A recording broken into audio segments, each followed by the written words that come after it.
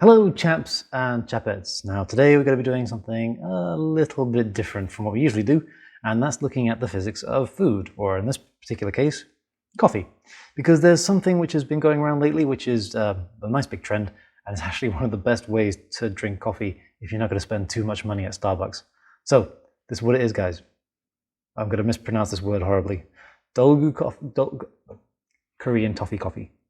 Alright guys, now this particular kind of coffee, it's like it's like a really creamy, foamy iced coffee. And what it involves is taking a bit of instant coffee and some sugar and then blending it up until you get this like nice whiskey foam. And you pour that on top of some milk and it comes out as a nice frothy iced coffee. And it's really delicious, really good, perfectly refreshing for a nice hot sunny day like this. So let's go into the physics behind it, because there's actually a little bit of fun that can be had for this.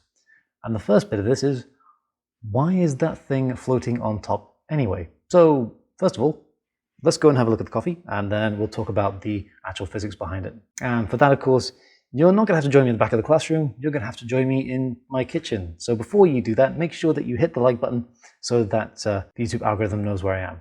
And also, make sure you hit the like button if you like my kitchen. It's really, really messy, but it's full of all kinds of fun stuff. So hit the like button, join me in the kitchen.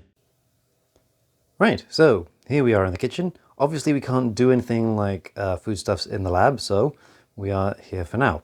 And to make this coffee, and I'm going to say the name actually correctly now, the Dalgona coffee, we only need, well, 3 ingredients. And one of those ingredients we need it in 2 versions. First of all, we need some instant coffee. We also need some sugar. And we also need some water, both boiled water and also frozen water, by which I mean ice. So what we're going to do now is we're going to spoon out the measurements, and then we shall show you what you need to do to make this lovely Dalgona coffee. So a couple of bits of equipment you'll need: some sort of tablespoon measuring device, some sort of actual tablespoon, a drinking receptacle, and also a whisking machine, because we need to actually whisk our coffee, and I'll explain why as we do it. So let's grab our ingredients. So, first of all, we need equal parts sugar and equal parts instant coffee. I'm making 2 of these, one for myself and one for my wife. So, 1,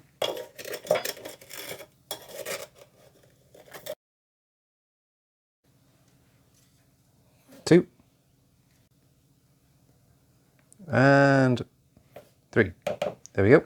So, I'm going to be making quite a bit of this one.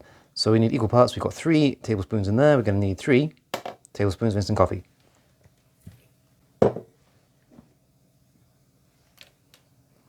1 and 2. Just make sure that's level. Precision is important. And 3. So 3 tablespoons of sugar, 3 tablespoons of coffee, and now we need 3 tablespoons of boiling water. I'm not going to be able to do this on camera. I didn't bring my tripod. So 1 minute. And 3. There we go. Okay, so that's going to be quite a lovely little mixture there. And that's going to be possibly the strongest, sweetest instant coffee you'll ever had. But we're not going to drink it right now. What we're going to do is we're going to whisk this up. And the reason for that is because we want to put some air bubbles in here. We want to turn this into a foam.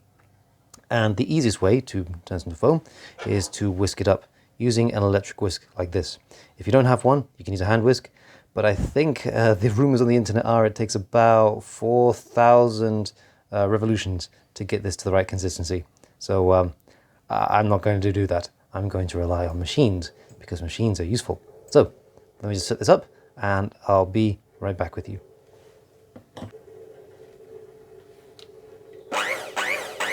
Right, now the purpose of this is to whisk this up so that we end up with a nice foam. And the reason we want a foam is because we want this to sit on top of a layer of milk.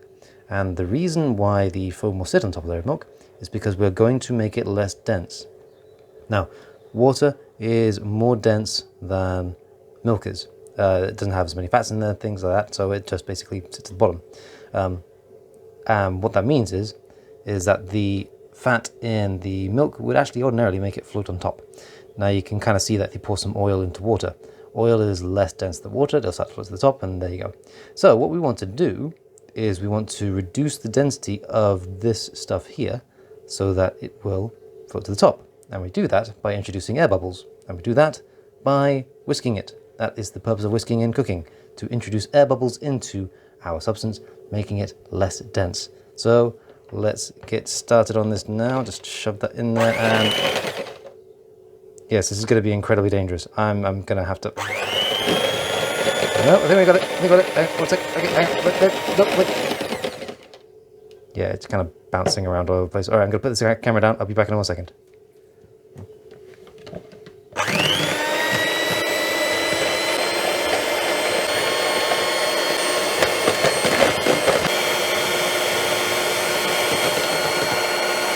Right, now, if we just look directly into this thing, we can see the air bubbles forming. And I don't know if you can hear me right now. I'm going to assume you can hear me over the loudness of the whisker. But you can see the air bubbles forming already. Now a quick tip on this one, if you bash the side of your container that you're mixing in, you're actually going to start to collapse the bubbles. So just try and keep it in the middle of your mixture. That way, you won't spend forever trying to whisk this thing up and collapsing all the bubbles that you started making. So, I'll join you in a little bit. This should only take about 2 minutes.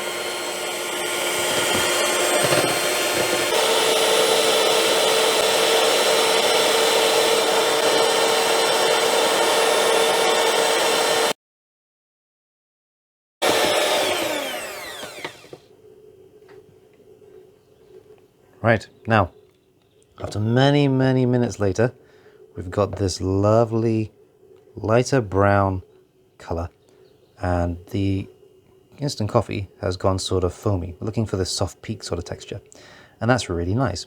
Now, the reason it's changed color is because we have introduced air bubbles in there, and that means that the light is now diffracting in interesting ways through it. It's basically scattering the light coming through, so it looks a bit more whiter. You get the same effect when you whisk an egg or something like that. The light starts to bounce around inside the air bubbles, which means that you get the foam coming out as like a white foam, as opposed to whatever color it started with. So we've got the same effect here. The instant coffee has come out a bit of a lighter brown. So what we're going to do now is we're going to put some milk into that cup, and we're going to spoon this on top, and it will float on top of the milk. So join me in a second, I'll show you. Right, now, going to be at a slightly funny angle for this one, because I do want to show another little bit of physics on this one. What I'm going to do is I'm going to crack an ice cube into this thing. If you want to get a good crack on these things, what you need to do is make sure the ice cube is really, really frozen. When you take your ice cube out of the freezer, it's going to be stupidly brittle, which means that if you smash it, it will actually shatter. If you wait for it to warm up, then the outside will start to temper, and it'll actually start forming like a solid shell, which means that when you crack it, it won't actually shatter like what you want it to. So, ice cubes in the freezer, gonna take it out real quick. Okay, and pop, pop, pop.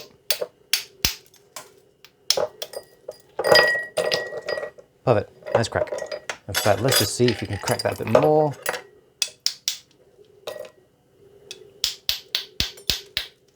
And there you go, nice shattered ice cube. Nice and easy, right? All you need to do is just keep your ice cube nice and cold, and it should pop out. Well, it should shatter like that when you just tap it with a spoon.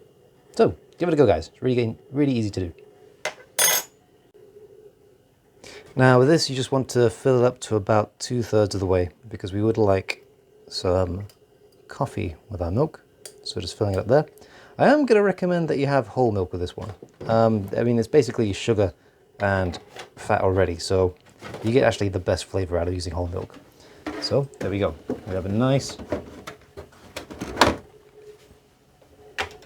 little cross section there of our milk. What we're going to do is we're going to spoon. Icebergs.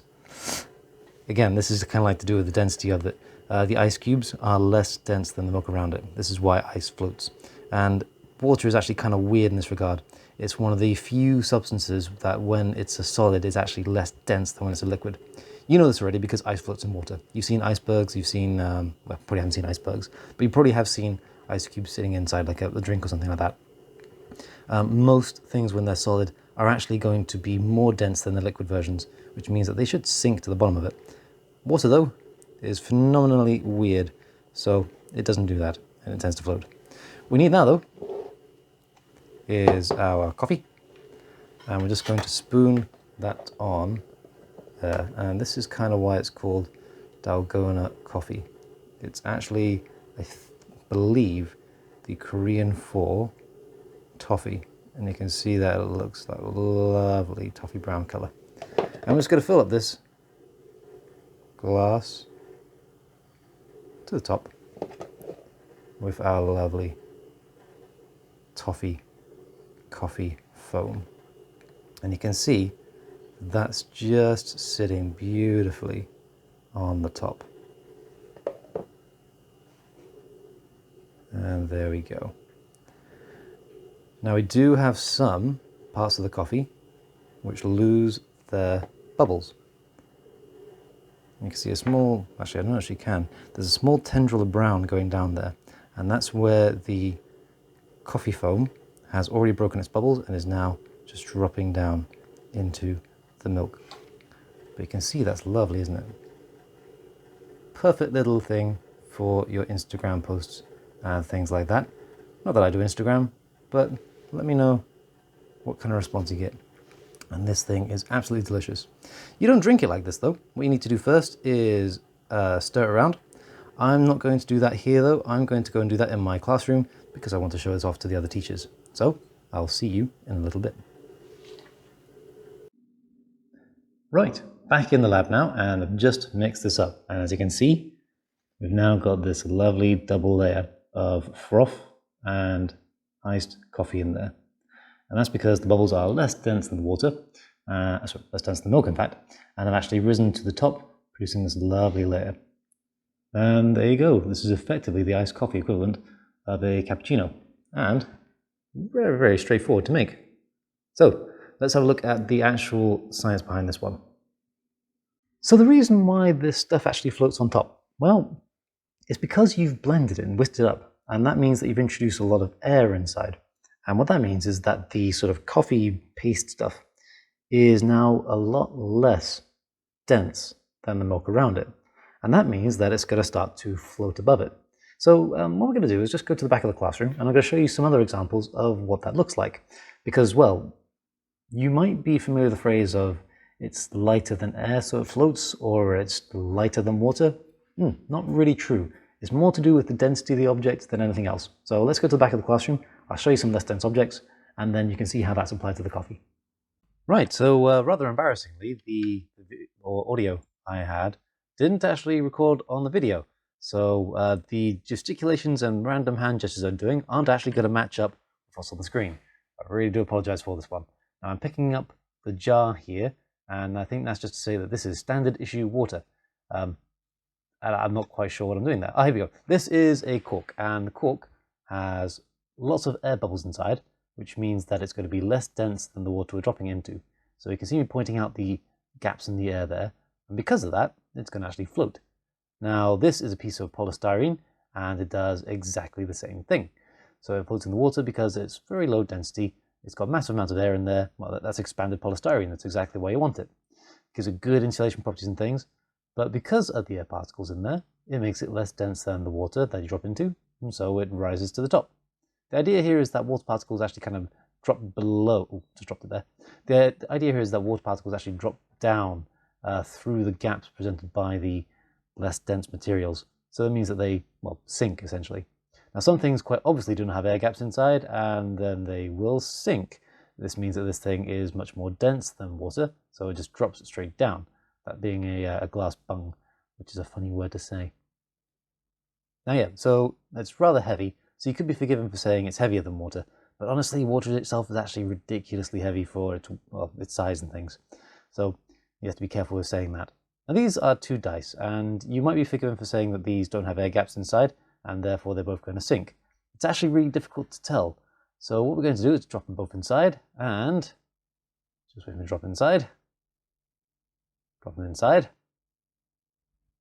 There we go. One sinks and one floats. That's because one of the plastics is going to be less dense than the water around it. Now, in the old days, I used to have a dice which was exactly the same density as water. So if you pushed it down, it actually would like stay where it was in the water density itself.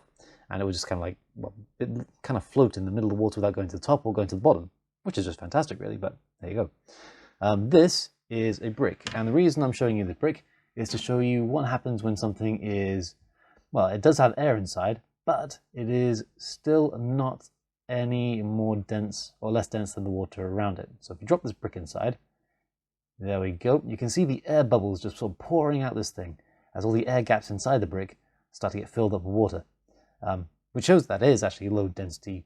Well, it has air gaps inside, but it's not exactly low density compared to the water, so it still sinks. You can get bricks and you can get rocks which do have enough air pockets inside and they're having a low enough density that actually will float, but clearly not this brick. Now I'm just going to watch my hand wave around over the water because I'm sure I had something really interesting to say, but I actually cannot remember what it was I said. This is why you script things, folks, so that you can remember what you said. And there we go, guys. I hope you now know why the particular iced coffee there is what it is.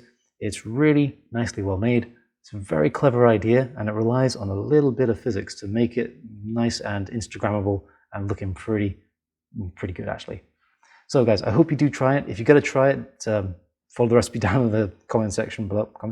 Follow the recipe down in the doobly-doo below, and then I will hope to see you in the next set of videos. Make sure to subscribe if you haven't done so already. You will get lots of different physics videos on physics in films, physics in food. I'm hoping to do one on pizza by the end of this week, so I hope to see you there. Guys, I will catch you in the next video.